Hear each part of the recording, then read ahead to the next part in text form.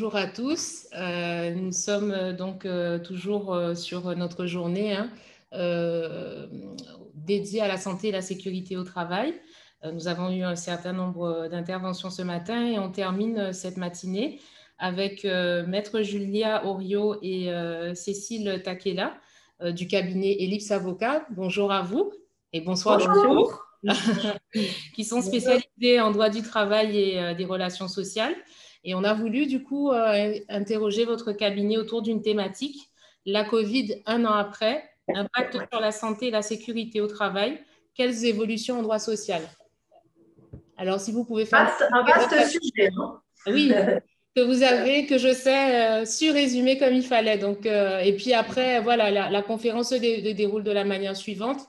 Entre 40 et 45 minutes voilà, d'intervention de votre part et un temps d'échange avec les participants d'une quinzaine de minutes. Parfait. Voilà. Très bien. Je vous laisse vous présenter. Très bien. Cécile, je te laisse te présenter. Bonjour à tous, Cécile Takela. Donc, je suis associée du cabinet Ellipse Avocat Paris avec mon ami et confrère Julia Oriot. Nous avons, et c'est un signe, prêté serment le même jour, en 2004, donc ça fait quand même un petit moment que nous sommes en activité et nous avons l'habitude de conseiller majoritairement tout de même des employeurs et des CSE aussi, et parfois des salariés dans le cadre de notre activité professionnelle, à la fois de conseil et contentieux, organisation et développement de l'entreprise sous des aspects de conseil en droit social et principalement pour Julia avec une véritable compétence en matière de risques professionnels, des risques, la prévention des risques psychosociaux, mais elle va vous l'expliquer mieux que moi. Merci Cécile. Alors, ce que Cécile a passé sous silence, c'est que si moi je suis spécialisée en RPS, au-delà de ses compétences en conseil, c'est aussi une redoutable plaideuse et vient d'ailleurs souvent en Guadeloupe. Puisqu'elle est conseil, je n'ai pas le droit de dire de qui, mais en Guadeloupe, donc elle connaît très très bien la Guadeloupe. Moi je la connais, mais pour des raisons plus, de villégiature et d'amitié. Alors donc, on est très heureuse d'être là avec vous pour échanger. Nous, il est 18h35, donc j'allais dire ce soir, sur ce sujet, impact sur la santé et la sécurité au travail. Alors, le sujet, en fait, tombe en plein dans le mille, puisque vous le savez, l'OMS a comme sujet la question de la sécurité et la santé au travail, et c'est aujourd'hui la journée mondiale, donc on est effectivement au cœur de l'actualité, et on remercie Prospective Act de nous avoir conviés sur ce sujet, qui nous tient à cœur, et on ne prétend pas être l'OMS, donc nous, on va s'en tenir au Covid, ce qui est déjà, à la Covid, pardon, ce qui est extrêmement large déjà, puisque l'objectif, c'est qu'on a résumé, on va intervenir à travers la notion des acteurs en santé et sécurité, les actions de prévention, ce sera une deuxième thématique qu'on va travailler avec vous, et puis le suivi de l'état de santé des salariés, et enfin un thème 4 qui est important, qui est la responsabilité d'employeur, parce que comme Cécile vous le disait, on intervient très majoritairement côté quand même entreprise, donc du coup on a de toute façon cette double casquette et cette vision de l'entreprise. Alors concrètement, effectivement il y aura un temps de questions après, mais si toutefois vous avez besoin de nous interrompre ou envie de poser une question, pour ma part je n'y vois aucun inconvénient. L'objectif, il y a un temps d'échange, donc on est tout à fait ouverte, on n'est pas en amphithéâtre, même si on a été chargé de t'aider l'une et l'autre, il n'y a pas de souci, vous pouvez nous interrompre à tout moment. Alors, sur la première question, c'est cet impact sur la santé et la sécurité au travail. La première question, c'est qui doit intervenir sur ce domaine-là? Alors, Cécile, est-ce que tu peux évoquer rapidement les acteurs essentiels dans l'entreprise? Quels sont-ils? Bien sûr. Alors, moi, je vais faire un petit propos introductif et Julia va vous dérouler les slides du PowerPoint. En réalité, les acteurs essentiels en entreprise, la question se pose, c'est savoir si finalement ce sont des acteurs ou des partenaires. Et en réalité, Vous l'avez tous entendu lors de cette première annonce du notre président de la République en mars 2020, déjà il y a plus d'1 an. Notre président a considéré que nous étions en guerre contre ce virus et contre la pandémie. Et cette guerre, en réalité, nous ne sommes pas adversaires et dans l'entreprise, il n'y a pas d'adversaire contre la lutte contre le Covid, la prévention de la santé et de la sécurité au travail.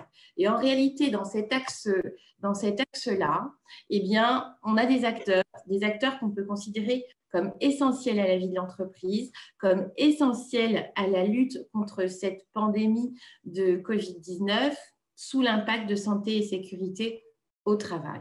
Et c'est d'ailleurs pour ça qu'en réalité, parce que nous sommes dans une situation exceptionnelle, que le protocole sanitaire a mis en place l'obligation d'avoir un référent Covid au sein de l'entreprise.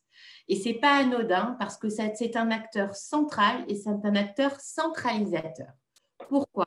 Parce qu'en réalité, il va être, alors ça peut être un salarié de l'entreprise, donc représentant du personnel ou non représentant du personnel, qui va être désigné comme référent, c'est-à-dire identifié par la collectivité des salariés et des acteurs de l'entreprise extérieure comme le spécialiste de la question Covid et de la protection de la santé et de la sécurité au sein de l'entreprise.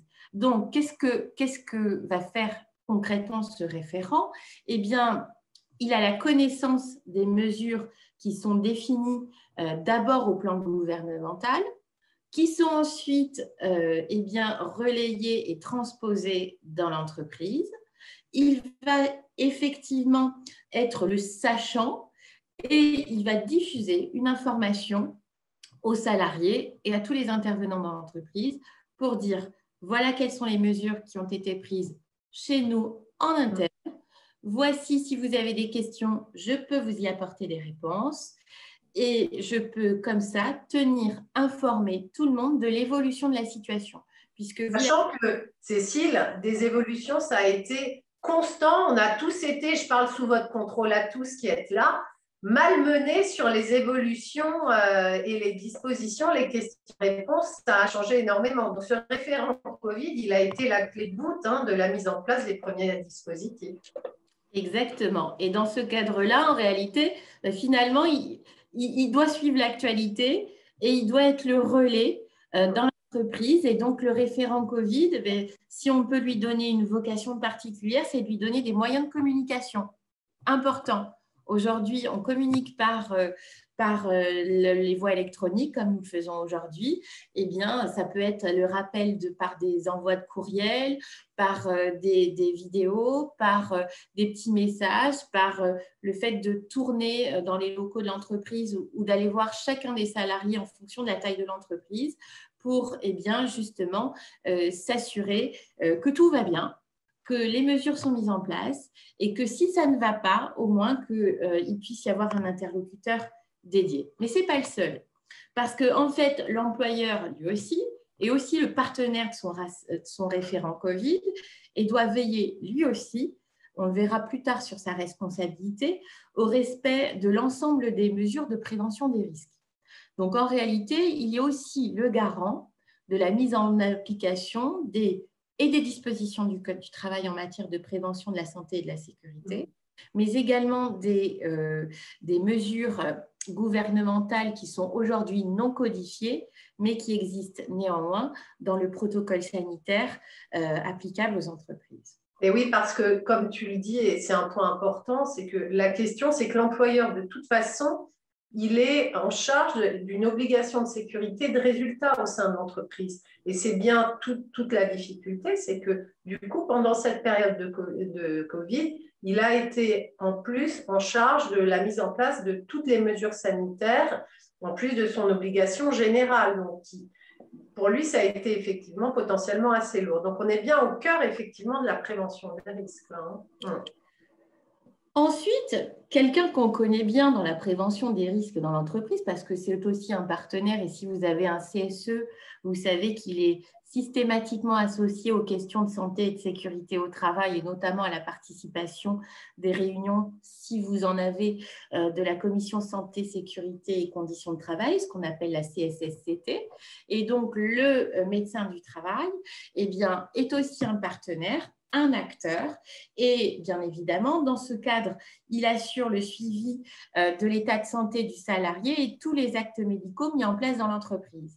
Mais il est aussi là en tant que guide et accompagnateur, si effectivement, et Julia vous en parlera, si effectivement vous avez besoin d'indications, d'informations, si vous avez un doute, une question, en principe, le CIST, et je pense que vous avez toute faculté à le consulter soit par email, soit par téléphone, parce que le CIST en Guadeloupe répond assez facilement aux interrogations, et bien d'inviter le médecin du travail soit à venir chez vous, soit à venir le rencontrer dans les locaux du CIST pour voir avec lui si effectivement les mesures de mise en place en termes de prévention de la santé et de la sécurité et donc de la prévention des risques liés à la COVID-19, eh bien, vous permettent d'assurer l'objectif qui est celui de protéger la santé et la sécurité des travailleurs et aussi de l'employeur et de tous les intervenants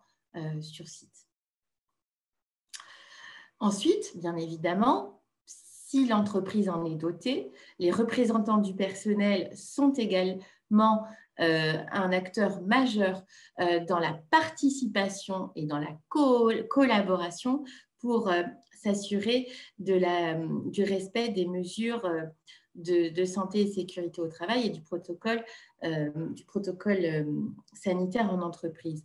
Je pense que vous l'avez vu, toutes les entreprises ont dû réagir et les entreprises en Guadeloupe ont dû le faire aussi, c'est-à-dire de réagir dans l'urgence à chaque modification du protocole. Quand il y a eu l'annonce du confinement, quand il y a eu l'annonce, et on le verra plus tard, du télétravail, de comment je procède pour respecter ces mesures gouvernementales qui finalement, quelque part, m'obligent pour protéger la santé et la sécurité. Et dans ce cadre-là, eh bien, ça a été un acteur majeur, et Julia va vous en parler, puisqu'elle a été au cœur de la mise en place d'une procédure d'association des partenaires sociaux sur le risque Covid dans l'entreprise. Donc, sur les actions, on va du coup passer effectivement au thème 2 Alors, j'ai oublié l'inspecteur du travail, qui bien évidemment est un les partenaires. Il est quand même partenaire, même s'il contrôle. Même s'il contrôle, il n'en demeure pas moins un partenaire. Parce qu'en réalité, là aussi, si vous avez des interrogations, vous pouvez toujours interroger l'inspecteur du travail. On ne vous en voudra pas de poser des questions.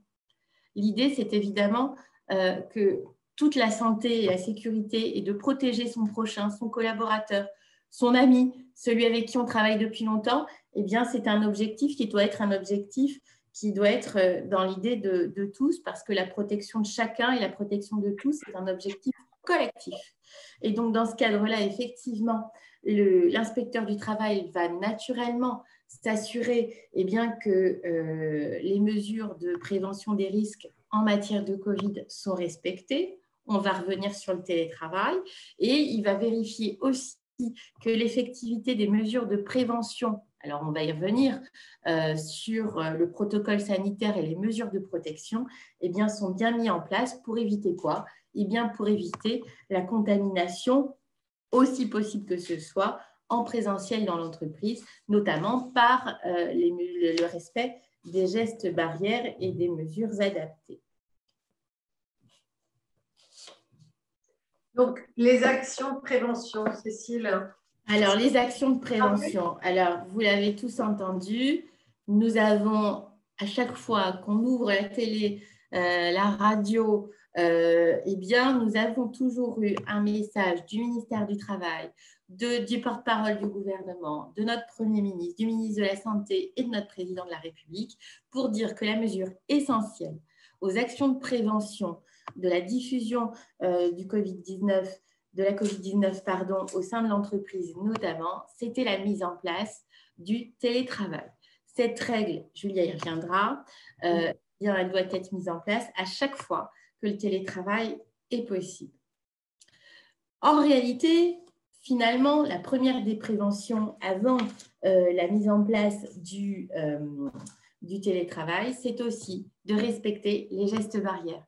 Les gestes barrières, vous le savez, c'est à la fois le lavage des mains, c'est à la fois l'obligation de l'employeur de mettre en place des gels hydroalcooliques, de permettre aussi de donner à ses collaborateurs des masques, parce que ces masques permettent la filtration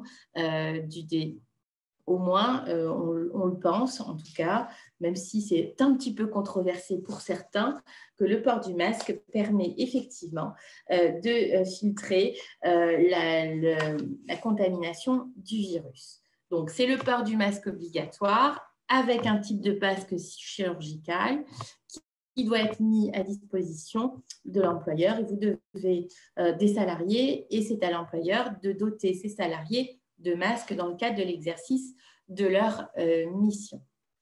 Alors, le port du masque en extérieur est évidemment aussi nécessaire, même si c'est plus délicat de le porter en extérieur parce que la proximité n'est pas toujours rapprochée, mais en tout état de cause, quand la distance de 2 mètres ne peut pas être respectée, le port du masque est rendu obligatoire. De la même manière que le port du masque est rendu obligatoire pour chaque salarié dans le cadre de ses déplacements dans un véhicule, dans le cadre de l'exercice de ses missions, et s'il est évidemment accompagné dans le véhicule d'une tierce personne ou de plusieurs personnes.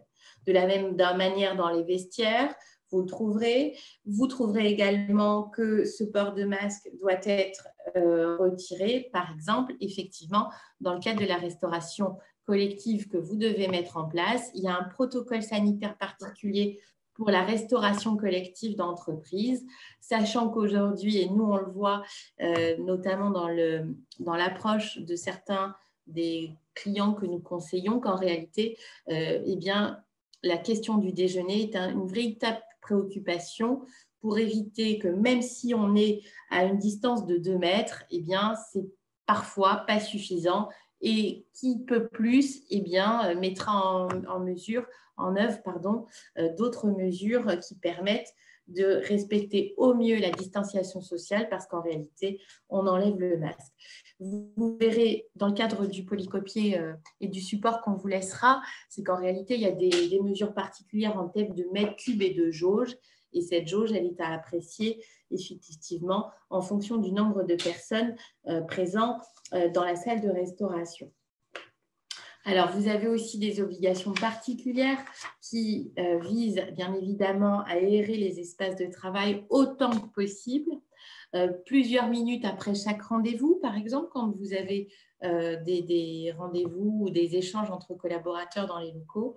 Mais surtout, il faut s'assurer effectivement que dans ce cas-là, il y a aussi pour vous, parce que je sais que la climatisation de vos locaux est importante, même si le protocole sanitaire ne le dit pas, c'est de vous assurer effectivement que les filtres de la climatisation sont nettoyés et que l'aération par la climatisation permet tout aussi bien d'aérer en plus les locaux de manière à diffuser une ventilation suffisante pour permettre l'évacuation, le cas échéant, du virus.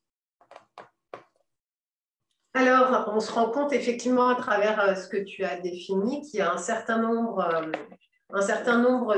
d'obligations qui s'imposent aux employeurs dès lors que les salariés, comme parfois certaines fonctions support, je pense par exemple aux fonctions qui sont attachées à la paye ou à des fonctions qui ne peuvent pas être effectuées autrement que sur place parfois, sont assez contraignantes. Et en réalité, c'est d'autant plus contraignant que, comme vous le savez, le principe qui a été dégagé encore et rappelé par Emmanuel Macron, c'est que le principe, c'est le télétravail. C'est-à-dire que les salariés doivent demeurer, si possible, à 100% en télétravail dès lors qu'ils sont en capacité d'effectuer leurs tâches à distance. Alors, on vise évidemment davantage les fonctions support avec cette limite que parfois certains éléments ne peuvent pas être scannés ou ne sont pas numérisés, ce qui fait qu'il y a parfois une obligation de déplacement. Et aujourd'hui, puisque c'est notre sujet, la question travailler tout en assurant la sécurité des salariés, ça pose la question du télétravail et de l'aménagement du télétravail. Or, tout le monde n'a pas d'accord télétravail, vous n'en avez pas au moment où on est rentré finalement dans cette situation exceptionnelle du Covid. Ça fait que on s'est retrouvé un peu sans outils de télétravail, en devant mettre en place un télétravail, je dirais, de manière un peu artisanale. Et ce sujet-là, en fait, a posé, et je pense que vous avez dû certainement en parler déjà en début de matinée, sur ces questions, en fait, d'isolement des salariés. Il y a des salariés, le télétravail, en général, ce n'est pas 5 jours sur 5, mais c'est plutôt réparti sur la semaine. Et on sait que les employeurs, par principe, étaient assez réticents à mettre en place le télétravail. Donc là, on s'est retrouvé dans une situation un petit peu exceptionnelle, enfin même totalement inédite, où les salariés se sont retrouvés en télétravail. Et la difficulté, pour certains, ça a été effectivement le premier point que j'ai évoqué, qui est la question de l'isolement. Et j'insiste sur ce point, puisque, comme Cécile vous l'a dit, on a été extrêmement sollicité depuis 1 an sur ces questions de souffrance au travail, de RPS, de burn-out, de salariés qui, même si les employeurs respectent ces questions de déconnexion, de temps de travail, ont pu se retrouver dans des situations, pour des raisons qui sont propres aussi, parfois des logements étroits avec des enfants, enfin des complications humaines qu'on a pu nous aussi éventuellement rencontrer, qui font que dans le cadre du télétravail, il a été effectivement difficilement vécu cet isolement par les salariés. Ça peut passer aussi par le fait de troubles musculo-squelettiques, je pense que vous l'avez évoqué ce matin, puisque les employeurs n'ont pas toujours eu le temps de mettre en place des bureaux au sein des domiciles de leurs salariés, et que les postes de travail n'étaient pas forcément aménagés, ce qui fait que parfois on peut se retrouver effectivement avec des difficultés physiques. Donc, tout cela pour dire que le télétravail a été imposé, parfois très bien vécu par d'ailleurs nombreux salariés, et on se rend compte que si on fait des études, que généralement les salariés ont plutôt apprécié le télétravail, ils trouvent parfois que c'est un peu trop, mais que dans l'ensemble, ils pourraient transformer l'essai. Donc la question, elle se pose, est-ce qu'on conclut un accord télétravail? Et puis, que fait-on? Je pense à l'ANI. Alors, je vais rentrer dans un point un tout petit peu technique. Vous savez que l'accord national interprofessionnel a évoqué le remboursement des frais liés au télétravail. Je ne veux pas dire de gros mots, hein, excusez-moi, on ne se connaît pas encore très bien, mais c'est quand même un sujet. Donc, cette question de remboursement des frais a été évoquée par l'ANI dans une question-réponse qui n'a pas de force obligatoire supérieure malheureusement à l'ANI. Il a été indiqué que dans le cadre d'un télétravail exceptionnel ou lié à la crise sanitaire, il n'y aurait pas nécessairement de remboursement des frais. Mais actuellement, au regard de l'ANI, on a quand même cette question des remboursements de frais qui va monter, à mon avis, qui va être un sujet probablement syndical et probablement salarial dans un deuxième temps, puisque, effectivement, le fait de travailler chez soi, potentiellement, ça utilise de l'électricité, donc, quid du remboursement des frais. Donc, c'est un sujet, en tous les cas, qui est important, et quid de l'aménagement du poste de travail au sein du domicile du salarié. Donc, voilà quelques pistes d'éléments sur le télétravail. On a cette question de l'accord, mais il n'y a pas seulement la question de l'accord. Depuis le protocole sanitaire du 8 avril 2021, il y a une obligation de mettre en place un plan d'action. Alors, qu'est-ce que ce plan d'action? En fait, il n'est pas défini. C'est simplement l'évocation du fait que le télétravail doit être la règle pour l'ensemble des activités qu'ils permettent. Alors, on a quelques pistes quand même, parce qu'on ne va pas vous laisser en haleine comme ça. L'idée du plan d'action, c'est de définir un plan d'action pour les semaines à venir, c'est-à-dire concrètement, combien de postes vont être impactés, sur quel volume le télétravail va être mis en place, quels sont les postes qui le permettent, les postes qui ne le permettent pas, de telle façon à ce que si vous ayez un contrôle éventuel de l'inspection du travail, vous soyez en mesure de fournir ce plan d'action. Parce que la sanction éventuelle, je parle sous ton contrôle, Cécile, c'est qu'il peut y avoir des observations de l'inspection du travail. Et là, j'interroge la plaideuse, mais potentiellement, je m'interroge moi sur la question de la mise de l'engagement de la responsabilité de l'employeur, parce que est-ce qu'on ne pourrait pas considérer, s'il n'y a pas de plan d'action, qu'il y a une mise en danger?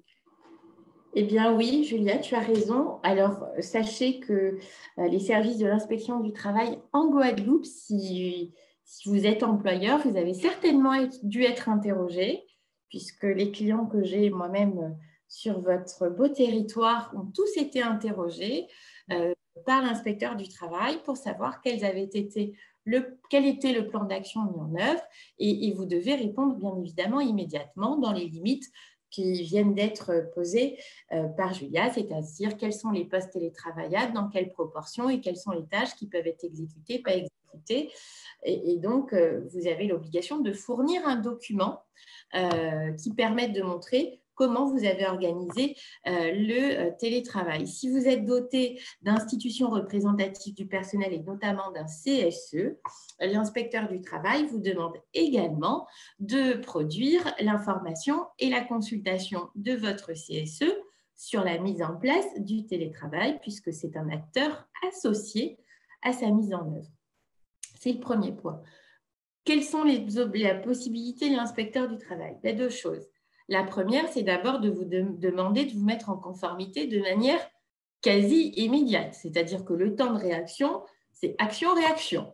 On vous dit, vous n'êtes pas en conformité, je considère qu'au regard de votre activité, de la nature des postes que vous avez dans votre entreprise, eh bien, ce télétravail peut être mis en place dans telle et telle proportion. Je vous remercie de bien vous mettre en conformité. Ça, c'est en règle générale et c'est ce qui s'est passé notamment en métropole. Je fais une petite parenthèse, notre cabinet est diffusé un petit peu partout par bureau en métropole. Et dans ce cadre-là, tous les bureaux Ellipse ont eu les mêmes courriers de l'inspecteur du travail pour leurs clients parce qu'en réalité, les directs ont été appelés par des instructions de la Direction générale du travail, justement, à interroger les entreprises de leur secteur. Donc, ne soyez pas surpris, c'est juste une obligation et donc, en principe, tout le monde est interrogé justement pour s'assurer de la prévention des risques. C'est le premier point. Le second point, qui peut être une difficulté, c'est un référé administratif pour autoriser la fermeture temporaire de l'entreprise parce que la mise en conformité n'a pas été respectée. Et donc, que tant que les mesures ne sont pas respectées, eh bien, il y a une fermeture qui sera autorisée par décision de justice qui sera opposable à l'employeur et qui, au-delà de ça, pourrait générer aussi plus tard un procès-verbal de l'inspecteur du travail pour manquement à l'obligation de sécurité. Donc, bien évidemment, c'est à prendre très au sérieux. Le plan d'action, c'est quelque chose qui doit être aujourd'hui une priorité. Donc, merci Cécile, pour fermer ce plan qui pourrait être, sur lequel on pourrait discuter des heures du télétravail, il y a un point qui est vraiment important, qui est organiser le télétravail aujourd'hui, on le sait, il aura vocation à être pérennisé de toutes les façons. C'est sûrement une priorité, et notamment sous l'angle de la santé et de la sécurité des salariés, parce que, on le voit, on vient de le dire, le télétravail a été mis en place avec plus ou moins de bonheur pour les salariés. Nous, en qualité de conseil de l'entreprise, on a été contraints de mettre en place un certain nombre d'enquêtes sur des alertes en matière de burn-out, ou même de harcèlement parce que les gens n'arrivent plus à communiquer, sont loin, ne se comprennent pas, et du coup, ça ne simplifie pas les rapports. Donc, tous ces sujets de RPS et de souffrance au travail, elles ont vocation à être couplées avec un accord potentiellement télétravail, mais à une réflexion sur le télétravail par vos entreprises, de façon à ce qu'il y ait justement le moins de difficultés possibles. Quand on parle de RPS, pardon, c'est les risques psychosociaux, évidemment. Et donc, pour éviter que ces sujets n'enflamment le climat social de votre entreprise. Alors, quand on parle de santé et de sécurité, évidemment, et vous vous en souvenez sûrement, tout au début du confinement, il y a eu une demande par le biais d'une question-réponse, d'une mise à jour du DUER, donc le document unique d'évaluation des risques professionnels. Et dans ce cadre-là, en fait, il a fallu tout faire en même temps, mettre en place le télétravail, revérifier le DUERP avec potentiellement parfois les interlocuteurs qui n'étaient pas présents sur site, ce qui ne simplifiait pas les choses. Mais en tous les cas, aujourd'hui, ce qui a changé, en tous les cas dans la période de Covid, c'est que le DUERP doit être mis en adéquation avec les règles sanitaires et la spécificité des postes occupés par les salariés dans le cadre et pendant la période de crise sanitaire. Donc ça, c'est un point sur lequel, effectivement, les inspections du travail ont été très regardantes depuis un an. Et ce document, il est, vous le savez, mis à disposition des agents de l'inspection du travail, mais aussi des travailleurs, des membres du CSE et du médecin du travail. Donc, un point vraiment important, c'est la mise à jour de vos DUERP pour satisfaire à l'obligation de prévention des risques professionnels dans l'entreprise. Alors, la question qui peut se poser, c'est est-ce qu'il y a une obligation de consulter le CSE, donc nos représentants du personnel, sur l'élaboration et la mise à jour du DUERP? C'est la question qu'on s'était posée lorsque il a émané cette obligation. En fait, on a eu plusieurs réponses des tribunaux judiciaires qui viennent indiquer qu'il faut associer en amont donc le CSE, mais pas nécessairement le consulter, c'est-à-dire avoir un vote sur les dispositions du DUERP et sur son adaptation. Voilà.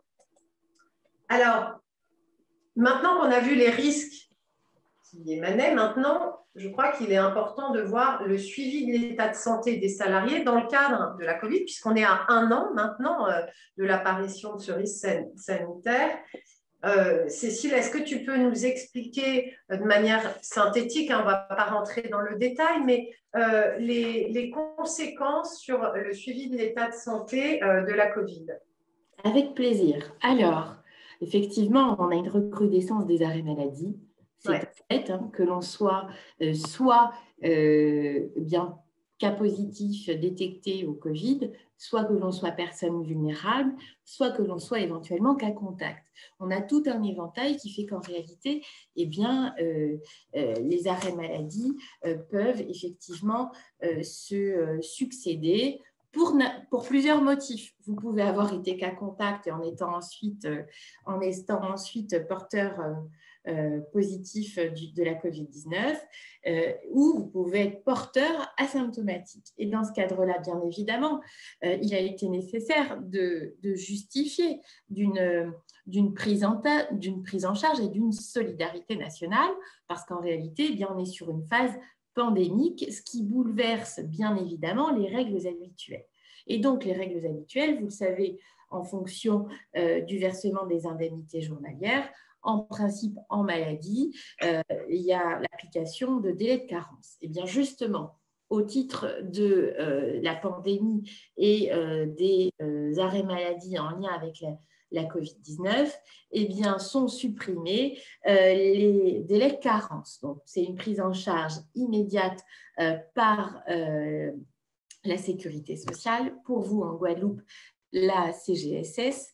Et effectivement, il y a la possibilité, l'employeur a aussi l'obligation de verser les indemnités complémentaires de manière immédiate, sans carence, et ce, par effet de la loi, c'est porté jusqu'au 1er juin 2021. Les indemnités de sécurité sociale, vous verrez, bénéficient sans délai de carence, et c'est important, aux personnes vulnérables, puisqu'elle est définie par décret, qui permettent de définir qui sont les personnes vulnérables qui ne peuvent pas être placées en situation d'activité partielle. Aujourd'hui, il est vrai que sur l'activité partielle, pour la plupart des entreprises, sauf les restaurateurs, mais notamment en Guadeloupe, je sais que vous avez été confinés simplement depuis hier avec un confinement qui ressemble plus au nôtre, celui qu'on connaît, nous, depuis plusieurs mois, où finalement les entreprises en Guadeloupe étaient moins sujettes à l'activité partielle, ce qui pouvait effectivement conduire à davantage d'arrêts maladie. Vous verrez également que les assurés parents d'un enfant de moins de 16 ans ou d'une personne en situation de handicap qui font l'objet d'une mesure d'isolement, d'éviction ou de maintien à domicile ou qui ne peuvent pas être placés en activité partielle bénéficieront de ces indemnités journalières de manière immédiate sans carence. Les assurés faisant l'objet d'une mesure d'isolement en tant que contact à risque de contamination, les assurés présentant des symptômes de la Covid, à condition qu'ils fassent un test de dépistage dans un délai de 2 jours. Voilà, vous avez toute une liste, vous la trouverez sur le support que nous vous laisserons, qui permettront de vous donner une idée, effectivement, du régime assurantiel attaché à la prise en charge de ces arrêts par la CGSS. Si vous avez un doute, sachez que sur le site Amélie, vous trouvez effectivement des fiches détaillées qui permettent de savoir les conditions de prise en charge immédiate sans délai de carence. Et je passe la parole à Julia pour le rôle du médecin du travail, puisqu'il nous reste à peu près un petit quart d'heure. On dépasse un petit peu sur notre temps de parole. Alors, brièvement, simplement, et vous l'aurez compris, on l'a déjà évoqué, c'est que dans le cadre, face à l'épidémie de la Covid-19, le médecin du travail est un peu la clé de voûte, en fait, et le conseil, le partenaire naturel de l'entreprise, puisque il peut prescrire et renouveler un arrêt de travail, ce qui antérieurement n'était pas possible dans le cas d'une infection, d'une suspicion d'infection à la Covid-19. Et il peut aussi intervenir pour établir un certificat d'isolement des salariés vulnérables, dont Cécile a parlé tout à l'heure, qui présentent un risque de développer une forme grave d'infection au virus et donc de viser à leur placement en activité partielle. Donc ça, c'est un acte que le médecin du travail peut faire. Les arrêts de travail qui sont délivrés pour les salariés vulnérables peuvent l'être aussi aux travailleurs temporaires et aux travailleurs d'entreprises extérieures, donc pas seulement aux travailleurs des établissements dont le médecin a la charge. C'est un point qui est important. Et par principe, en fait, les entreprises, elles n'ont qu'un rôle de relais et d'incitation des salariés symptomatiques à se faire dépister et isoler. Évidemment, l'entreprise ne peut pas les contraindre physiquement, on est bien d'accord. Donc, c'est là où les services de santé au travail, donc les médecins du travail, ou sous leur supervision, il peut y avoir des collaborateurs médecins, mais ça peut être aussi des infirmiers selon les typologies d'interlocuteurs, qui peuvent prescrire et réaliser des tests de détection et des tests antigéniques. Et enfin, il y a un point qui est important, et ça, c'est un rôle qu'il a toujours, mais je pense que là, c'est un rôle dont les entreprises ont vocation à se saisir, c'est un rôle de conseil et de prévention dans le cadre des applications des mesures sanitaires. Parce que, on y reviendra tout à l'heure, il y a une responsabilité des entreprises qui est importante sur des sujets qu'on ne maîtrise pas, parce que concrètement, je ne sais pas qui pourra prétendre bien comprendre les enjeux de la Covid aujourd'hui sur la santé. On est encore au balbutiement potentiellement, donc il faut s'appuyer sur les sachants et notamment sur les médecins en la matière. Donc, le médecin également, vous le savez, il peut intervenir. Alors, on l'a mis, c'est un peu un vœu pieux, dans le cadre de la vaccination en entreprise pour les salariés volontaires, évidemment, à compter du 25 février 2021. Mais c'est un élément qui a eu un effet assez résiduel. Donc, je passe assez rapidement sur cette slide, d'autant qu'on est en retard. Donc, sur la gestion des cas positifs, ce que je vous propose, c'est de vous référer à notre slide qui est rappelé pour mémoire sur la façon dont on doit gérer en fait l'isolement des salariés qui sont testés positifs. Sachez. Ou cas contact. Ouais, ou cas contact, exactement. Alors, un point important, Cécile, c'est le report. Ça, c'est un point quand même aussi qui est important, c'est le report des visites médicales. Parce qu'on a un sujet, si les salariés ne sont pas là, ils sont en télétravail, comment faire avec ces médecins qui ont été surchargés, accessoirement, pendant toute cette période? Comment fait-on pour faire passer les visites médicales aux salariés? Et là, je pense au suivi de la santé et de la sécurité des salariés. Est-ce qu'on peut reporter la date limite, par exemple, des visites médicales? Eh bien oui, on peut aller le report peut ainsi aller jusqu'à 1 an après l'échéance des visites médicales. Donc, c'est aujourd'hui jusqu'au 1er août 2022. Donc, ça veut dire que, eh bien, aujourd'hui, quand vous avez une date qui était une date fixe, puisque vous avez une obligation de visite de manière récurrente en fonction des salariés, eh bien, on peut toujours reporter cette visite. Néanmoins, si un doute persiste, le report, et je sais que le CIST a fait chez vous de très, très gros efforts parce qu'en réalité, les visites médicales se poursuivent, les médecins sont appelés en renfort et il y a eu une forte activité au niveau du CIST qui répond finalement assez vite aux demandes de visite. Et moi, j'aurais tendance à dire qu'effectivement, si on peut reporter, eh bien, certes, la loi l'y autorise. Néanmoins, aujourd'hui, il est essentiel de s'assurer, et ça me permet de basculer sur la responsabilité de l'employeur, c'est-à-dire qu'à un moment donné, ni l'employeur, ni le salarié, ni les acteurs de l'entreprise, quels qu'ils soient, ne sont médecins. Et donc, se substituer à un médecin ou penser qu'on puisse reporter les visites médicales, eh bien, c'est se poser effectivement la question de la responsabilité de l'employeur dans le cadre de la mise en œuvre des mesures de prévention des risques. Alors, le mot responsabilité fait toujours frémir.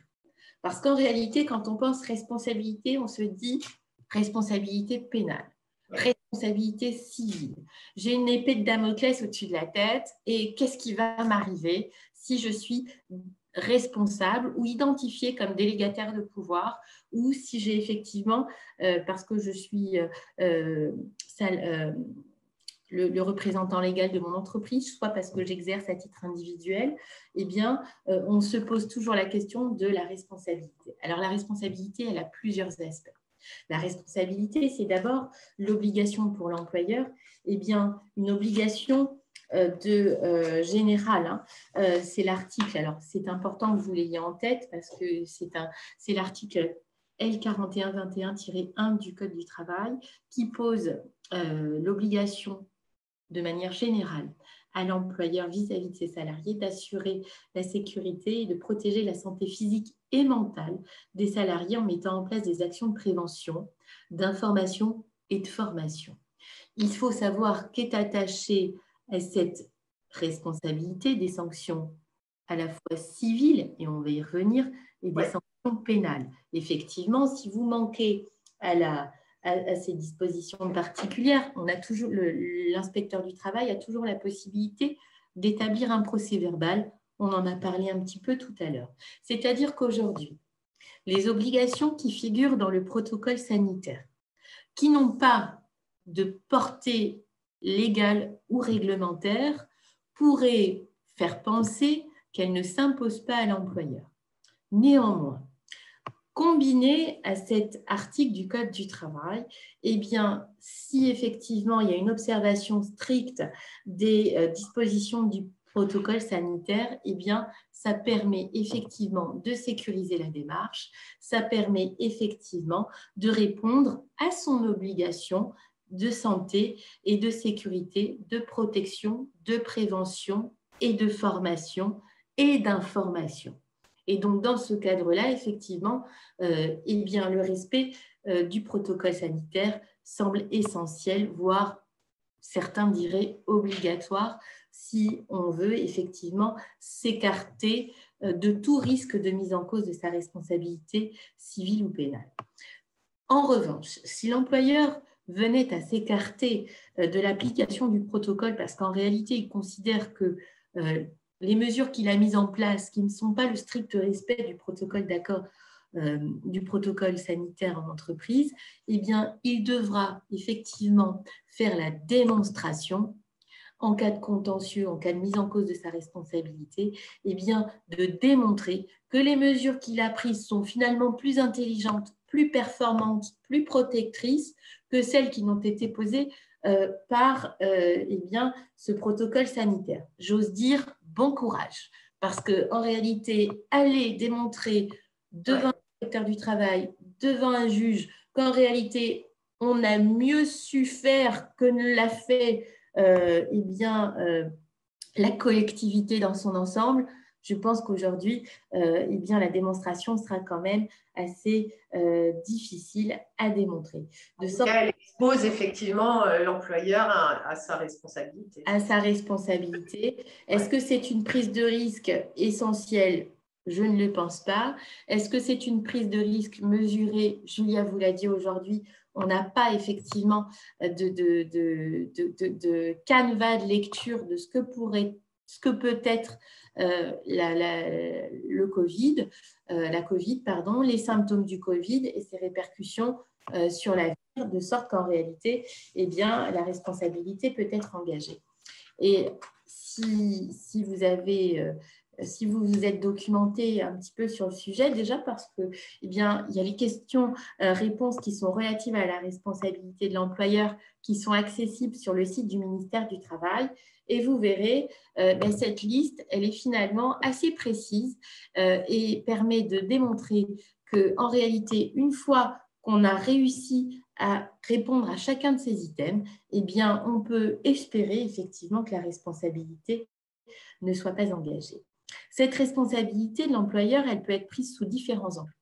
Elle peut être prise sous l'angle, effectivement, d'une action publique qui serait une action parce qu'un trouble particulier qui serait mené d'abord par l'inspecteur du travail, poursuivi ensuite par le procureur de la République pour permettre eh bien, une citation devant un tribunal correctionnel, par exemple. Mais elle peut être aussi à l'initiative des salariés dans le cadre du respect des obligations qui pèsent sur l'employeur et dont il est comptable vis-à-vis de ses salariés. Et dans ce cadre-là, eh bien, il y a des actions qui sont des actions prud'homales, notamment, qui permettent de mettre en cause la responsabilité de l'employeur vis-à-vis de l'exécution du contrat de travail. Donc, ça peut être même, Cécile, je me permets de te couper, pardon, mais ça peut être aussi, si l'employeur n'effectue pas la mise en place des réglementations que tu as évoquées, qu'on pourra retrouver dans les questions-réponses, ça peut être l'exercice du droit de retrait. Et on a eu un certain nombre d'exercices du droit de retrait par certains salariés. Dans la mesure où ils considéraient que travailler dans le cadre du Covid en présentiel, par exemple, dans certains cas, pouvait les exposer à un risque mortel et donc ils exerçaient leur droit de retrait. Alors, tout cela pour vous dire en fait que le temps est écoulé. Alors, je vais juste terminer parce que c'est un point essentiel.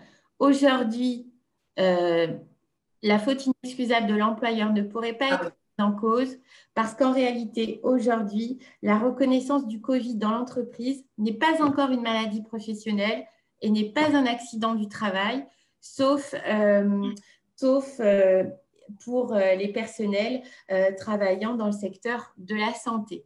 Donc, peut-être qu'il y aura des évolutions et ces évolutions, nous les connaîtrons plus tard. Mais en tout état de cause, pour notre secteur d'activité, il n'y a pas de possibilité de reconnaissance sur le plan, de par la CGSS notamment, d'un accident du travail ou d'une maladie professionnelle.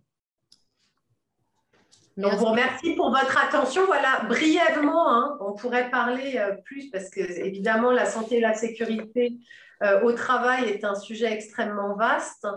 Mais on vous laisse la parole. Si vous avez des questions, des observations, c'est le moment de nous mettre sur le grill, si vous le voulez. Merci. Avant d'aller déjeuner. Hein.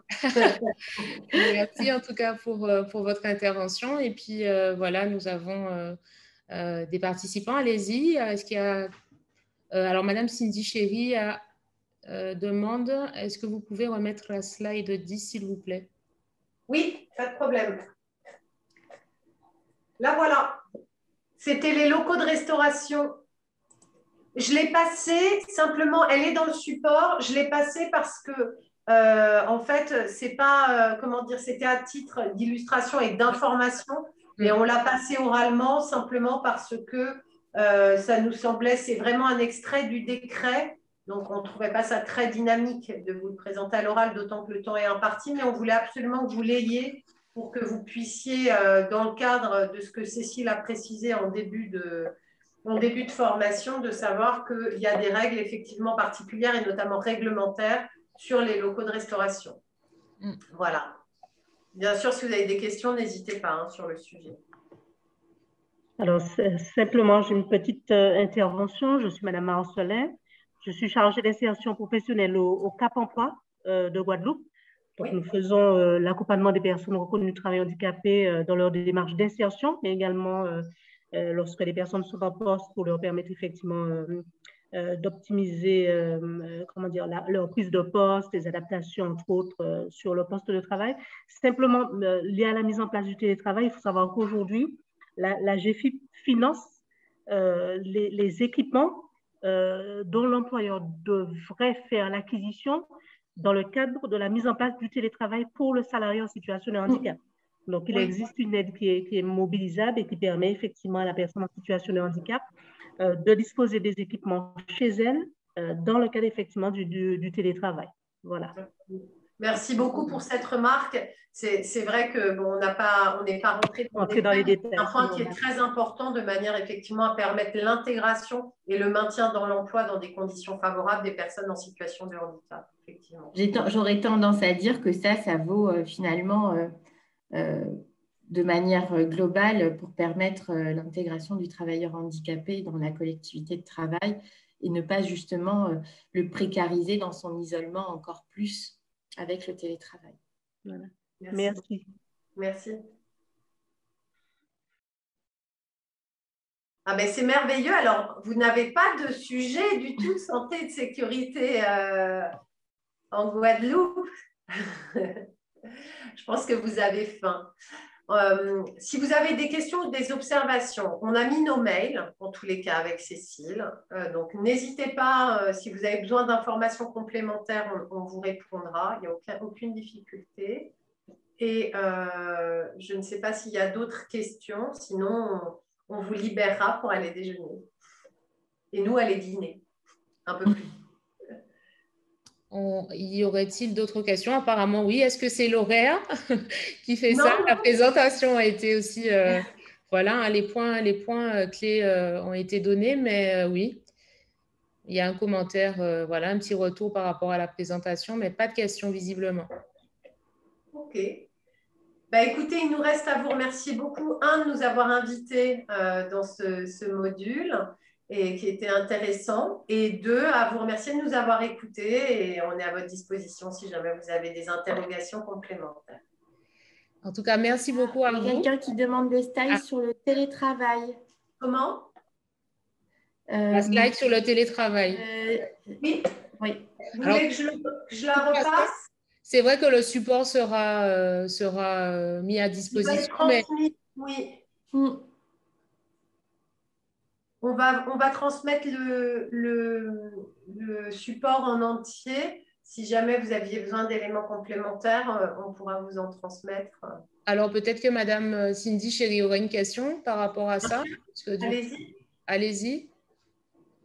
Alors, j'attends de voir si... Est-ce qu'il y avait éventuellement une interrogation particulière? Visiblement pas. Bon. Et bien, en tout cas, merci beaucoup. Merci à vous. Donc, nous, on va déjeuner et vous dîner. Et... C'est ça. Bonne fin de journée. Merci à toutes et tous. Merci beaucoup. Merci à vous. Et à très bientôt. Merci de votre écoute. Au revoir. Merci. Au revoir. Au revoir. Au revoir.